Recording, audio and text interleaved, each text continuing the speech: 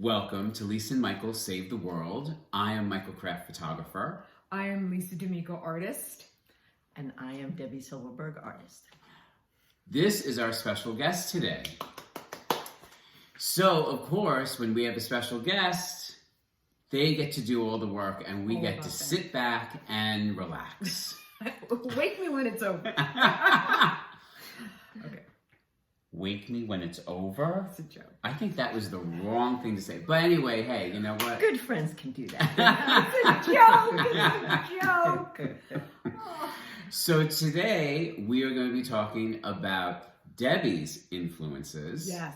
Her art history. Yes. And her Artholes. Yes. Yes. And for anybody who doesn't know, Debbie is, I would call you like an assembly artist. And she creates pieces like the one behind me. Very cool. It's mine. That are found objects primarily from her backyard, which is very cool. So check out her work. Go to mybackyardartifacts.com.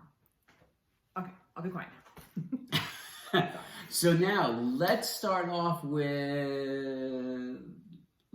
influences. Yeah. Okay. So my influence is an amazing artist whose name is Tyree Guyton. He did something I would love to do someday. He took his neighborhood that was abandoned in eastern Detroit and created a museum.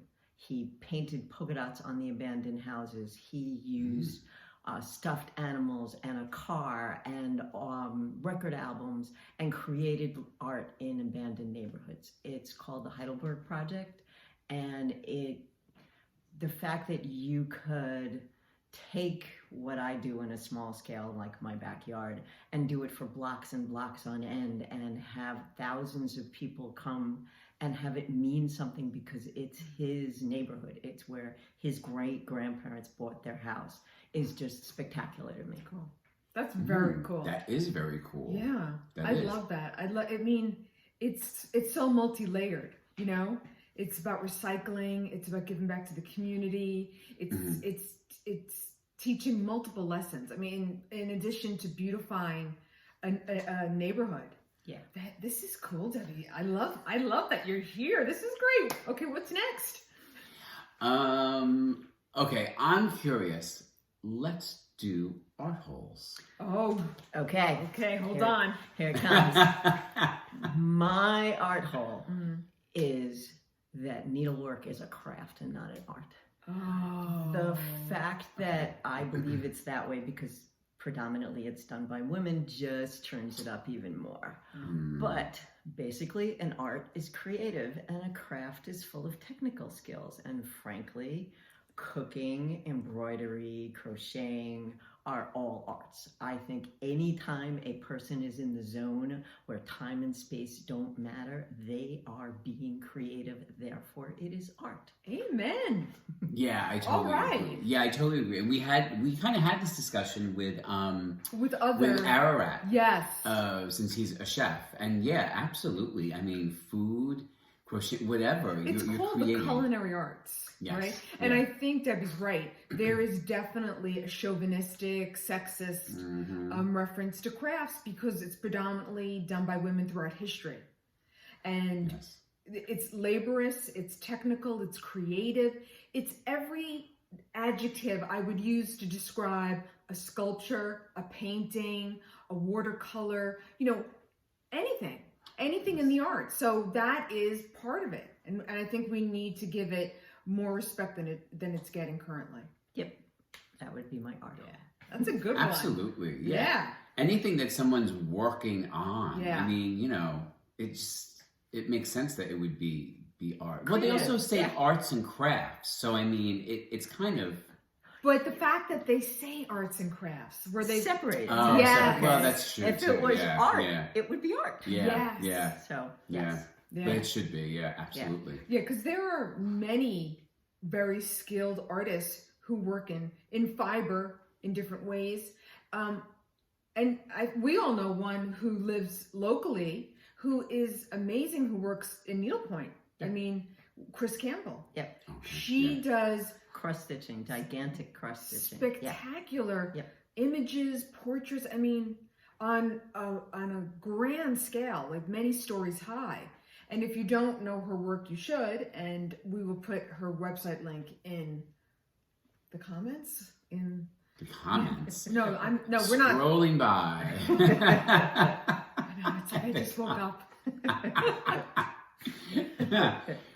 That was a good one. Yeah, thank you. That was a good art hole. That was a good art hole. That was a great art hole. Yes. Yeah, absolutely. I totally agree. Yeah.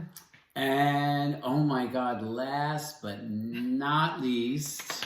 Well, your least favorite, let's be honest. Well, it depends on what it is, of course. Well, you haven't heard it, so let's yeah, find out. This is true. So, art history. All right. So the person that influenced me and his art history matters to me on more than one level is Marcel Duchamp.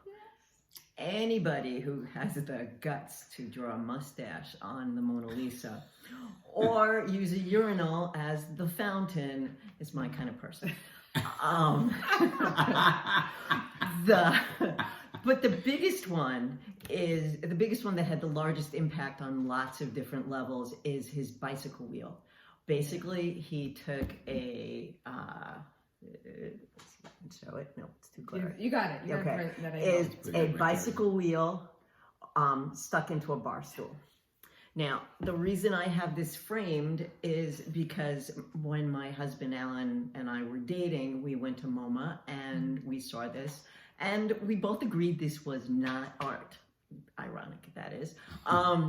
And when it came up for auction, I had to cut it out and frame it. Years later, the irony is on me.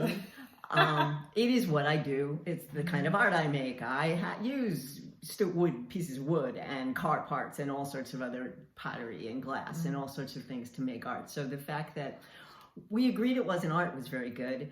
Even better is that he supports me now and understands that I have a different opinion of Marcel Duchamp. So that would be my history guy. That's a good one too.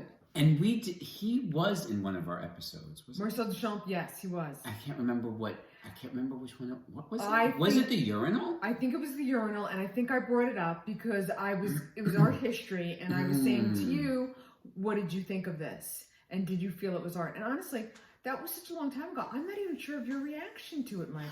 I'm a fan of Marcel Duchamp. One of my favorite pieces ever created was by him, and it's called Nude Descending Staircase, and I love it.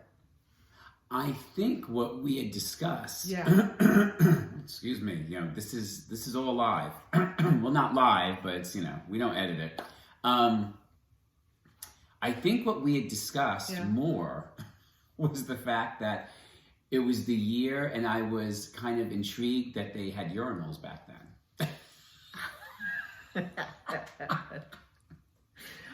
Okay. Well, I didn't know, you kind of, I don't know. I didn't know when you hear about outhouses and holes in the ground. So the urinal seems very kind of modern. I'm at a loss for words. Because I think that's probably the way the conversation went. That sounds about right. It was. About right. I'm thinking back and I know you were amazed by the fact that I was amazed. I was talking. Yes. That what I got out of it was right. was that they had urinals back in was that the 1900s? Yeah. The 1900s. 13, 14. And it looked the same too, just about. So it was And on that note, Debbie, it has been Thank so you for great having having you here. Great We here. have loved Thank every you. minute. You have Yes. brought us so much new stuff to think about. This is exciting. Thank you. Yeah. It's been a pleasure. It's been a great perspective. That's always the great thing about having somebody come in. Yes. You get fresh ideas and perspectives, and also it's kind of funny because we'll get people that have kind of like mentioned things that we've discussed, and sometimes it's a different take on it, which always makes it interesting. Yes. So be sure to like, comment, follow, ring the bell, which I don't know what that is, but just do it because you're supposed to do it. And follow us on Instagram and Facebook. And we're on the TikTok now. So The TikTok. we're really hip. So be sure to follow us. Well, we love art and we love Debbie. So thank you Yes. for joining us. Thank you. Till next time.